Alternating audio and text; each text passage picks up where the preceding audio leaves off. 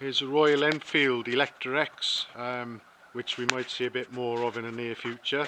It was brought in only earlier today actually as a non-runner. It had been laid up for a few years and it wouldn't start, wouldn't run, so it turned out that the main culprit behind all that was the pilot jet in the carburettor was blocked, but I had the pilot jet and the main jet out and cleaned all that lot and checked and whatever, and it soon started up.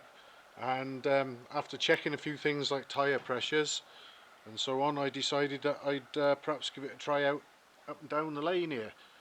But I didn't get that far because before I got to the end of the short lane behind the houses, I'd already pressed the rear brake and found that the pedal just went down and down and down and down really, and to say that the rear brake was spongy would be a bit of an understatement. So I did what you would normally try and do first off and wind the adjuster up on the brake arm, but that ended up at a hell of a horrible angle, so I thought we better get it on the bike lift and get the rear wheel off. So that's where we are, and this is what I found. One brake shoe there is broken completely through, not quite in half, but it's in two pieces, and the lining as well. And you can see where previously, presumably before it was put away, it must have been broken like this for a while, because that's been rubbing, it's all shiny there. And if we look at the brake drum, you can see where it's been chewing its way merrily into, see the silver sort of part there. Well, there's quite a step from that to the darker undamaged part of the brake drum surface, and quite a large step there too. So we're going to need a new brake drum and sprocket assembly and new brake shoes as well. But even the brake shoe that's still in one piece, whether the camera will pick it up, but we've actually got cracking there, so that was about to go as well.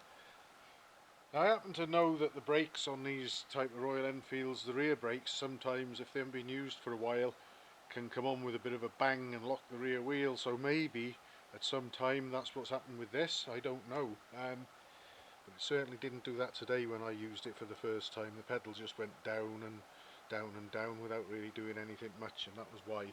But anyway, I've got a pair of new brake shoes coming and a replacement for this sprocket and drum assembly there in one piece. So if one's worn or broken, you've got to replace the whole thing, so that's what I'll be doing. So we'll have a new sprocket and drum assembly, new brake shoes, then the rear wheel can go back on, and I've got to get it ready to hopefully pass an MOT.